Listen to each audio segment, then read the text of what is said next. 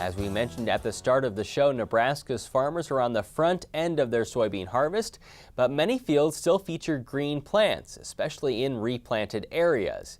UNL Extension plant pathologist Loren Giesler says identifying problems at this point in the growing season can still be helpful in planning for the future. So we're at a time of year where a lot of our soybean harvest is going on or is going to happen here pretty quick. And one thing that's key as you're looking at your plan for next year is making sure you identified any of your problems correctly in the field. We do still have some fields with some green tissues out there yet, so there's still that last chance with identification of any problems in your field. One of the things that makes our U.S. soybean crop really strong, and here in Nebraska and across the U.S., is the fact that we have our land-grant universities really out there looking for new problems. Now, we can't get to all the acres out there, but the great thing is there's a lot of tremendous scouting going on with our crop consultant industry and individual farmers and professional ag managers out there. And so when they see a unique problem or something different, many times they'll bring that to our attention, and then that's how we will identify those new and emerging threats to our soybean crop.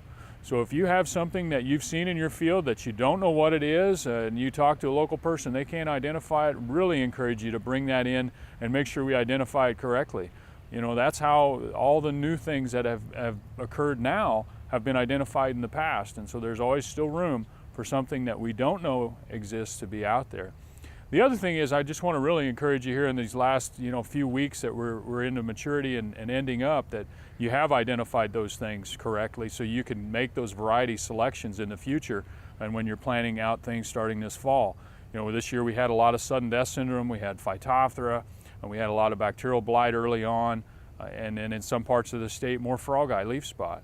So if you've had some of these problems specifically, not as much on the bacterial side, but the other fungal problems, you can do some variety selection when you're looking at the seed books this fall and making those selections that way. So if you've had a problem in the field and you're trying to identify it, if we still have green leaves and green plants, it's easy to send that in. It is difficult to identify one of those plants when it's already dead, the leaf tissues are gone, because we find many other fungal organisms that will colonize those dead plants in the event that something else killed it even a week or two ago. Now, one exception to this when we're looking at plants that are completely senescent would be white mold. In some parts of the states we did see white mold this year. And in those, even the mature plants, the dead stems, we'll see those really bleached and white in color. So if you're harvesting and you haven't identified that, and you're seeing pockets where you have low yields, even after you cut, you can see those stems will be really bleached and white in those areas, and you'll find those sclerotia in the stems. So that would be the main exception if we've got a dead, completely senescent plant. Otherwise, those still leaves, stems. If you have pockets in the field where you see plants staying green, many times this time of year we'll have viral issues that will keep those plants green along field edges or along grassy areas.